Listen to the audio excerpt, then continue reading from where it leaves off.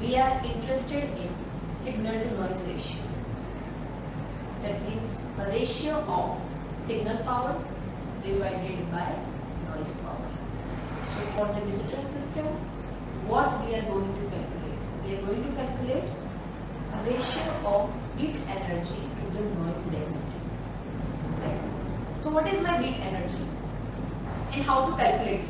So for bit energy, that is represented as EB, right? So EB is equals to PR in bracket bit duration. What is my PR? PR is the received power, right? So PR divided by capital R represents the bit energy, and my R is the data rate, that is bits per second. Okay, it is going to be divided by R because it is a data rate, and if it is duration, then it is going to be multiplied. It is multiplied by 1 upon R, right? Now, there are different types of loss, but over here, which kind of loss that we are going to consider? We are going to consider what is called white noise, which is proportional to the temperature, right?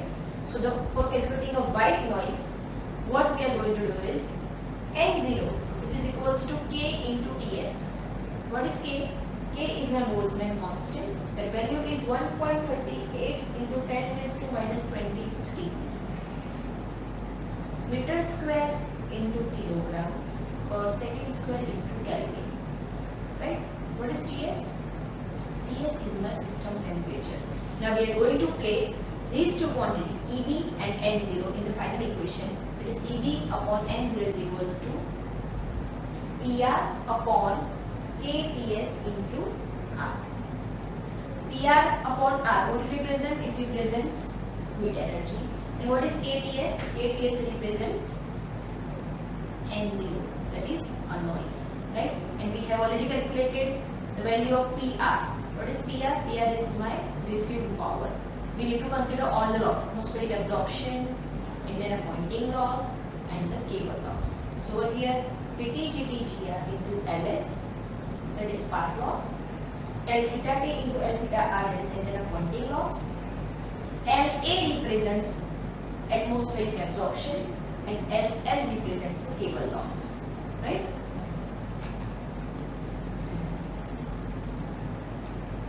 If we are going to convert this quantity into dB, we simply need to place plus if multiplication is there and minus if division is there. Okay, that we have already done.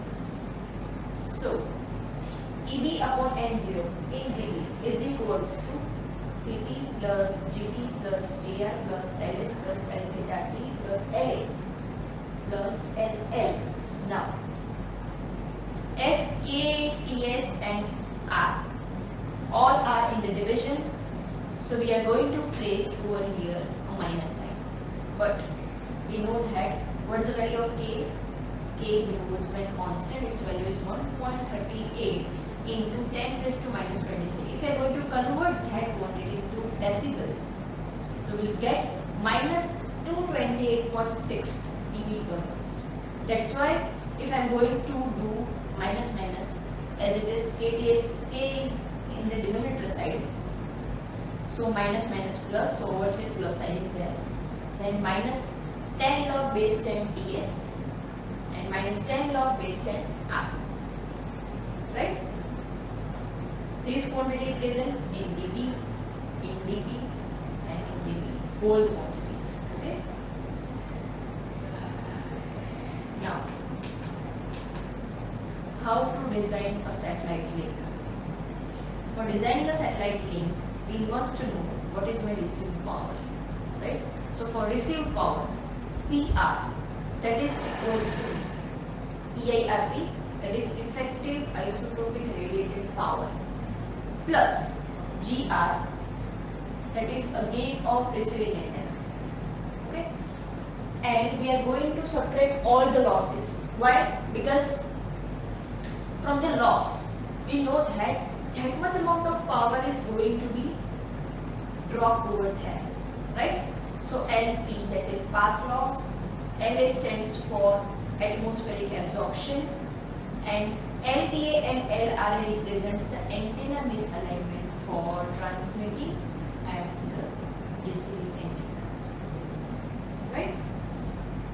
Apart from that, we know that over here I have represent EIRP. What does it mean? Whether it is in normal quantity or in the decimal, we must know that EIRP over here, it is represented in decimal unit. So 10 log base 10 PT into GT. The example, ERP is not given. The only given is PT and GT. Right? So you need to multiply it and convert that into decimal. Right? GR. GR stands for 4 pi AE upon lambda square. If in example gain of receiving antenna is not given, then what to do?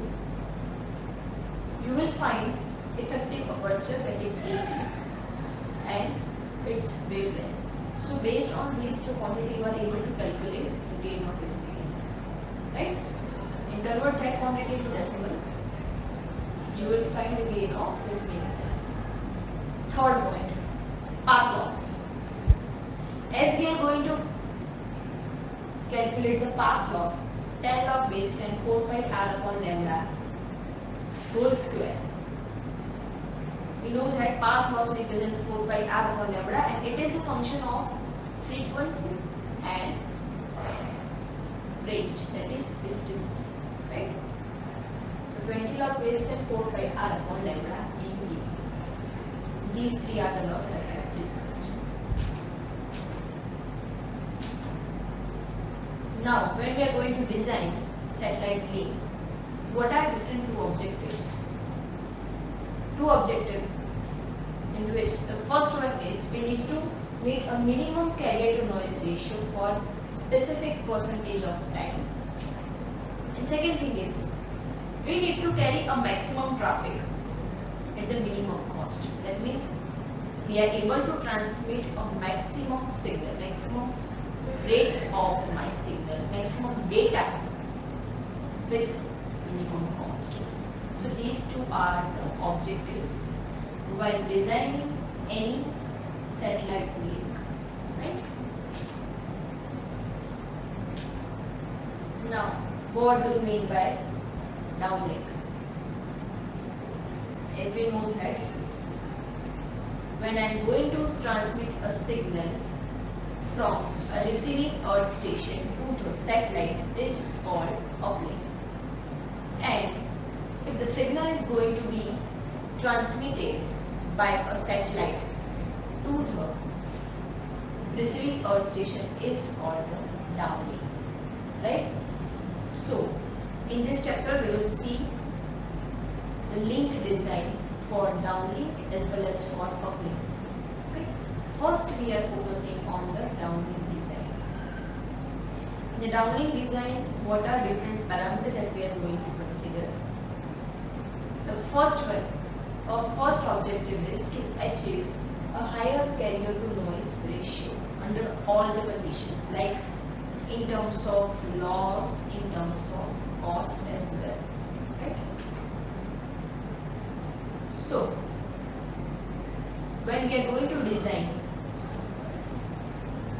a link budget for downlink, we need to bridge a best compromise of system parameter that meets a specific requirement at minimum cost.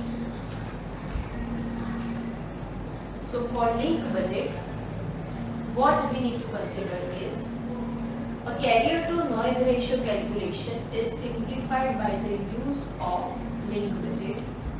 And second thing, a link budget should be presented in the form of tabular method. Why? Because it is easy for evaluating the received power and the noise power.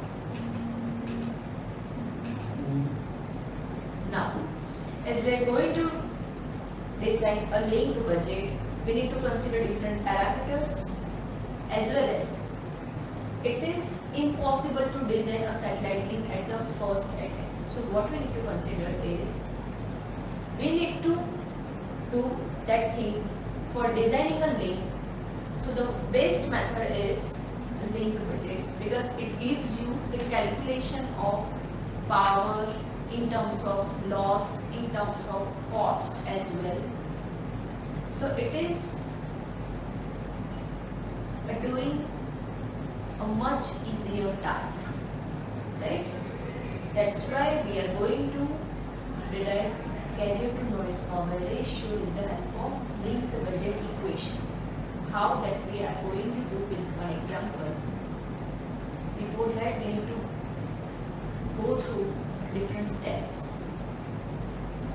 So, before doing the calculation, it is easy for any change in the parameter, and we are going to recalculate the result with the help of linked budget. Right? How?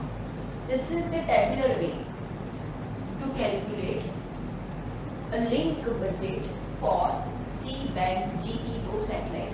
Over here, where we had used C-band, we know that there are different types of microwave bands starting from L, S, C, X, K, K, which have a specific frequency, right?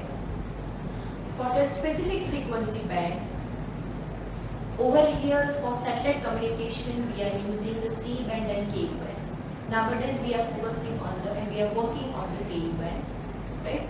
But over here, the example which is given is C band, and satellite which is used is GEO, that is geostationary Earth orbit satellite, right? This is the tabular way to calculate the linked budget equation. Over here, we are going to calculate a downlink power budget. For that, what are different parameters that we need?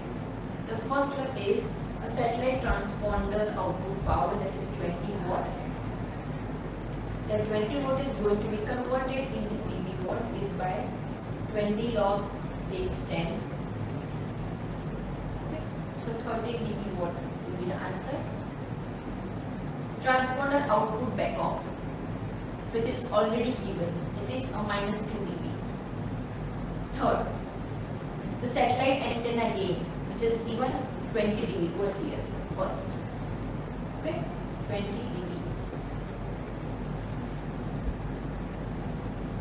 Bandwidth is given 36 megahertz. Which frequency bandwidth we are going to use, it is already given. And what is my type of signal, it is already given. And what is its bandwidth?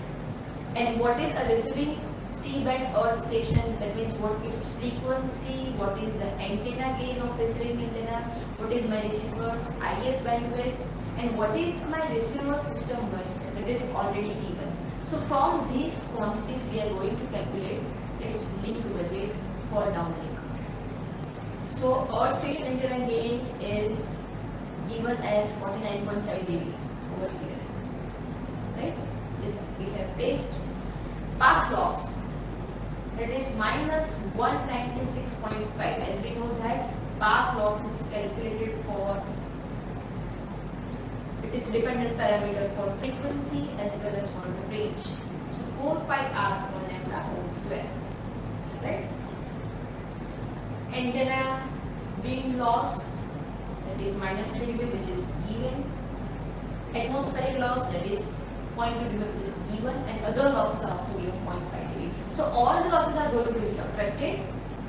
Gain of antenna, transmitting power, gain of transmitting and receiving antenna. So all these quantities are going to be added, and remaining quantities are going to be subtracted as it is a loss. So overall, we will get the received power at the Earth station is minus 119.5 dB watt. Right? Now, how to calculate downlink noise power budget in clear air? So as we have calculated the carrier power, that is received power, now we are focusing on the noise power. So for noise power, the equation is KTEN. K is Boltzmann constant, K is system noise constant, which is already given. En is the noise bandwidth, and this is the receiver noise power. Okay, so KTBN, BN stands for noise bandwidth. This is given by 7 megahertz. For the power is 74.8 dB. So we are going to, these two quantities are going to be added and going to be added in the minus 20 to 28.8 dB watt per kilo per hertz. Okay, so my final quantity resistor noise power is minus 135.5 dB watt. So for carrier noise power calculation, we are simply subtract the noise power from the carrier power, or I can say received power. So my carrier to noise power for downlink budget is 16 dB. Alright, so we have done link budget equation for downlink. So if you have any question, you can ask me at any time on my below email ID. Okay. Till then, thank you for your attention.